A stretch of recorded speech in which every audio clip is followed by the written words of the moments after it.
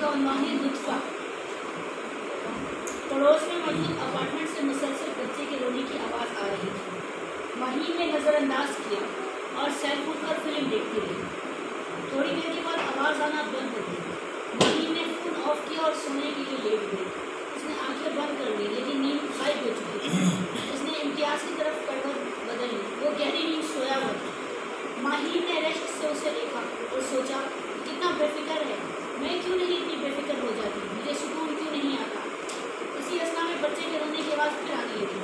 माही ने खौफ से सोचा, देने वाला भी ऐसों को देता है जो संभाल नहीं सकते।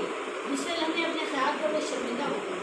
शादी को 12 बरस बीत गए थे, लेकिन माही और इम्तियाज़ साहब औलाद ना हो सके थे। माही को बच्चे हमेशा से पसंद थे। वो खुद 3 बहन भाई थे। एक बहन की शादी की कुछ अर्से बाद जब भाई की शादी होने वाली थी तो इम्तियाज़ का रिश्ता माहिन के लिए आ गया। माहिन का मास्टर्स का आखिरी सेमेस्टर था। वो इम्तिहान देना चाहती थी, लेकिन वालिदैन ने भाई की शादी की तारीख के साथ ही इसकी शादी की तारीख भी तय कर दी ताकि खर्चा कम हो। वैसे भी इम्तियाज़ की मैं शरीफ नस बेवा औरत थी और उनको किसी किस्म का कोई एतराज़ न था। इम्तियाज़ का एक छोटा भाई था जो पहले ही पसंद की शादी कर चुका था और अलग रहता था। खानदान के अफराद ने माहिन की किस्मत पर रश्क किया और इम्तियाज़ की शख्सियत, बर्ताव और मुलाजमत को सराहा, सिवाय उसकी फुप्पो के, जिन्होंने तारीख के होने के बाद मिठाई का टुकड़ा माहिन के मुँह में रखा और कहा, आखिरी सेमेस्टर में बेटा इम्तिहान ज़रूर दे देना, पढ़ाई को भी उसके घर तक पहुँचाना, खुदा तुम्हें तुम्हारे घर में खुश रखा।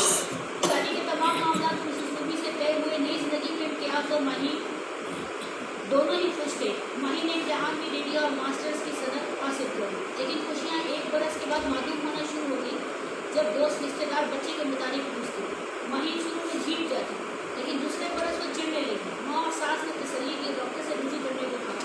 डॉक्टर ने हंसकर कहा, सब कुछ ठीक है, जब दुनिया में नए इंसान ने कदम रंजा फरमाना होगा तो ज़रूर आ जाएगा, इसलिए फिक्रमंद ना हो। अभी आपकी उम्र ही क्या है, बच्चा तो वैसे भी जिम्मेदारी है, दुनिया घूम अपने इंजॉय करें। दोनों मुतमईन होकर घर पहुँचे। सास ने मजीद तसल्ली दी।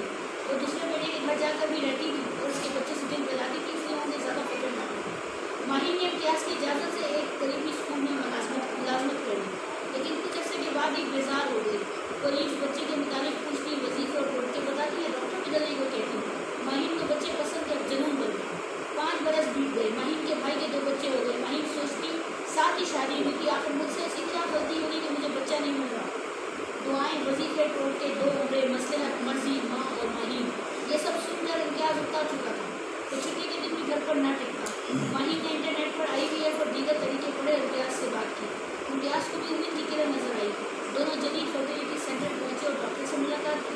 डॉक्टर ने पहले उनको सब्र करने को कहा कि महज 6 बरस हुए हैं, कई ऐसे जोड़े हैं जिनकी शादी है, कई बरस बाद औलाद हुई, लिहाजा आप भी मुश्किल में ना पड़े। लेकिन माहिन ने डॉक्टर से तवील बहस की और उसे गायब कर दिया। डॉक्टर ने खर्चा भी बहुत बताया, लेकिन माहिन और इम्तियाज़ तैयार थे, तो डॉक्टर भी राजी हो गए। और एक पेचीदा प्रणाली से गुजरने के बाद माहिन मामला हो गई।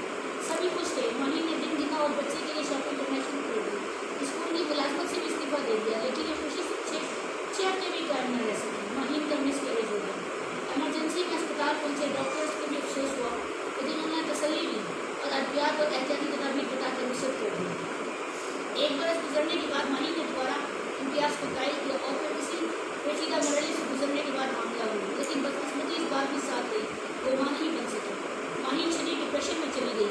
इम्तियाज़ ने उतारने के बावजूद इलाज करवाया और ख्याल रखा। सास भी हौसला देती गई। माहिन ने इम्तियाज़ की इत्तेहाद महसूस करते हुए खुद को संभाला और ज़िंदगी बेहतर बढ़ाई। 12 बरस बीत गए। सब कुछ ठीक था, लेकिन जब से पड़ोस में एक अदर नवोलूद दुनिया में वारिद हुआ था, माहिन बेचैन हो गई थी। सिर्फ 10 माह पहले ही तो शादी हुई थी। पुराने पड़ोसी के अच्छे ताल्लुकात थे, लेकिन अब माहिन को शरीर हसद होता, कल के बच्चे हमारे सामने बड़े हुए, वालिदैन बन गए, हम क्यों नहीं। अब वो अक्सर इम्तियाज़ से कहती, इम्तियाज़ चुप रहता। उसने मुल्क से बाहर घूमने का प्रोग्राम बना लिया। सास ने भी माहिन पर जोर दिया कि जाओ, शायद की बेहतरी हो जाए। माहिन ने दिल्ली में बैरून मुल्क जाकर IVF चलाने का सोचा। इम्तियाज़ ने यूरोप के मुल्क का वीज़ा हासिल किया। छोटे से खूबसूरत साफ सुथरे मुल्क में पहुँचकर दोनों ने कल्बी और ज़हनी सुकून महसूस किया। 2 हफ्ते घूमने फिरने के बाद माहिन ने इंटरनेट पर फर्टिलिटी सेंटर तलाश किया और इम्तियाज़ को कायल किया कि यहाँ से भी हम मशवरा इलाज की बाबत पूछ लेंगे। इम्तियाज़ ने भी हामी भर दी। फर्टिलिटी सेंटर पहुँचने के बाद बहुत सारे टेस्ट और डॉक्टर से तफसीली गुफ्तगू के बाद माहिन को दोबारा 1 हफ्ते के बाद माहिन को दोबारा फर्टिलिटी सेंटर बुलाया गया। जब वो 2 डॉक्टर के सामने बैठे तो डॉक्टर चीज़ें उनको मुस्कुरा कर देखती थी। फिर गोया भी आप लोग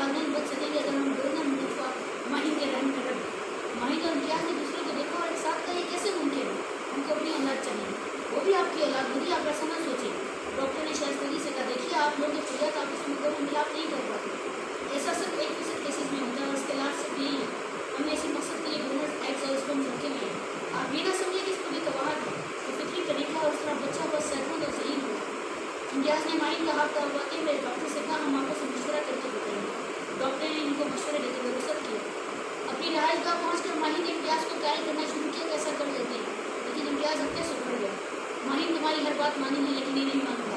आखिर किसी और की औलाद को क्यों अपनाया जाए? ऐसा है तो अपने मुल्क से और कोई बच्चा गोद ले। माहिर ने कहा पढ़ाई के बाद कैसे? मैं पैदा करूँगी तो मेरा बच्चा होना। इम्तियाज ने तिल मिलाकर कहा दूसरे का नुक्फा होगा बेवकूफ़ औरत। माहिर ने गहरी सांस ली। अच्छा तो यही मसला है तुम्हारा कि तुमने दूसरे इंसान का नुक्फा दोबारा नहीं। इम्तियाज ने सुकून से कहा इस केस की गहराई पर गौर करो। न जाने किसका होगा, हमारे मुसब का होगा या नहीं, तो कैसा इंसान होगा, तो इसकी औलाद कैसी होगी, बच्चे की भी औलाद होगी। माहिर चुप रही और गौर करते करते सो गई। सुबह तक माहिर ने फैसला ना कर सकेगी और मायूसी की इंतहा पर थी कि फ़ोन की घंटी बजी। अस्पताल से फ़ोन आया और डॉक्टर के असिस्टेंट ने उससे पूछ रही थी कि उसने क्या फैसला किया। माहिर तसल्ली बख्श जवाब न दे सकी। असिस्टेंट ने उसे समझाते हुए कहा आप ये ना सोचें कि नुक्फा किस मज़हब वाले का होगा। जब बच्चा पैदा होगा तो आप उसे अपने मज़हब पर पालेंगे, ये सामने की बात है। दूसरी बात ये कि उन्हें अपने मुल्क के बेहतरीन ज़हीन और आला इंसानी अखलाकियात के हामिल अफराद के ऐसे वसलम महफूज किए ताकि आने वाले बच्चे भी इन्हीं खसूसियात के हामिल। आप खुशकिस्मत होगी जो इस तरीके अल्लाह से ऐसा बच्चा दुनिया में लाएंगे जो बहुत अच्छा इंसान होगा, वो इंसानियत की बेहतरी के लिए काम करेगा। माहिर ने फ़ोन बंद कर दिया। इम्तियाज़ ने सारी बात सुनकर तभी सांस ली, फिर बोला मेरा दिल नहीं माना। थोड़ी देर के बाद वो बाहर घूमने निकल आए। एक तफरीही मकाम पर पहुंचकर वो दोनों खाना खाने बैठे तो साथ वाली मेज पर दो बच्चे और मियां बीवी मौजूद थे। बच्ची बहुत प्यारी थी, उसकी बातों हड़ताल कर वादे हंस रहे थे। नीली आंखों वाली गोल मटोल बच्ची को माहिर और इम्तियाज़ भी करने लगे और उसकी बातों पर मुस्कुराने लगे। माहिर ने सोचा हमारा बच्चा भी सही खूबसूरत और दिलकश होगा। इसे जो इम्तियाज़ से कहा तो इम्तियाज़ चुप रहा। खाना खाने के बाद वो दोनों तफरीह पर चहलकदमी करने लगे। चहलकदमी करने लगे। आम तातील का दिन था और ज़्यादातर लोगों के साथ बच्चे मौजूद थे। नीली भूरी और कांच जैसी शफाफ आंखों वाले सेहतमंद शरारती बच्चे जो इधर उधर दौड़ते फिर रहे थे और साथ ही साथ शोर मचा रहे थे, मुख्तलिफ खेल खेल रहे थे। माहिर के साथ इम्तियाज़ में दिलचस्पी से उनको देखता रहा। रहायश का वापस पहुँच कर वो दोनों डॉक्टर के बताए तरीके पर औलाद पैदा करने के कायल हो चुके थे। दूसरे दिन वो अस्पताल पहुँचे। तमाम मराहल से गुजरने के 3 हफ्तों के बाद माहिर ने एक बार फिर मांगा हो, लेकिन अब वो इस मुल्क में रह ना सकते थे।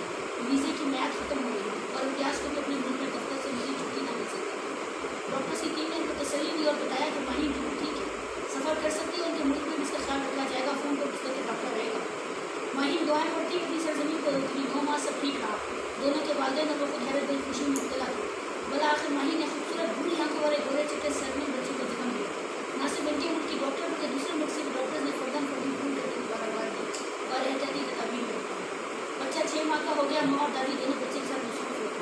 इम्तियाज़ घर आता तो भी बच्चे के साथ खेलता। 4 बरस खुशियों में गुजर गए। बच्चे को स्कूल में दाखिल करवाया गया। बच्चा बहुत ज़हीन और शरारती था।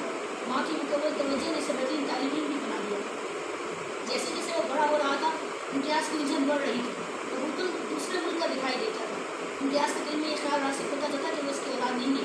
वो उस ख्याल को जितना झटकता इतने ख्याल इसके दिल और दिमाग पर छा जाता। इसकी आदत और पसंद नापसंद भी बिल्कुल मुख्तलिफ थी। उसको उनके मुल्क के खेल भी पसंद आते। वो स्कूल में साथियों और ख़ानदान में हमजादों से घुलता मिलता ना था, लिए दे रहता, लेकिन वो एक फर्माबरदार बच्चा था। माँ बाप और दादी का एहतराम करता। दादी को रोज़ चहलकदमी के बहाने नज़दीकी पार्क ले जाता। लेकिन इम्तियाज़ की उलझन बढ़ती जा रही थी। इसका रवैया लाशोरी के बच्चे के साथ बदलने लगा। माही ने उसे समझाया कि वो बड़ा हो रहा है, महसूस करता है तुमको आखिर क्या हो गया। बच्चे की 10वीं सालगिरह आ गई। माही ने सब दोस्तों और रिश्तेदारों के सालगिरह पर मदद किया। बच्चा अपनी उम्र से बड़ा और सेहतमंद दिखाई देता था। माही की अपने बच्चे से नजर न हटती थी। वो सब रंगी कमीज में बहुत प्यारा लग रहा था और उसकी आंखें कमीज के अंदर नजर आती थी। सबने क्यों की तारीफ दी। माही ने और बच्चे की सूरत और तरबियत की तारीफें की। माही खुशी से फूले न समाती थी। मेहमान के एक काम तनाव करके रुखसत हुई। दूसरे दिन ताकीद थी। माही को थकावट की वजह से बुखार हो गई। बिस्तर पर ही कसरमंदी से लेटी रही। सारा दिन बेटा माँ को इस बार से खाना को दवा खिलाता रहा। शाम तक माही खिलखिला रही थी।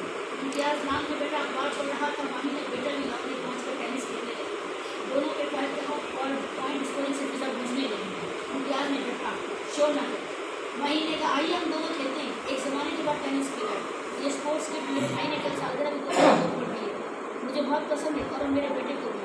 माही ने बेटे का माथा चूमते हुए कहा। इम्तियाज़ ने अखबार रख दिया और मना करते हुए कमरे में आ गया।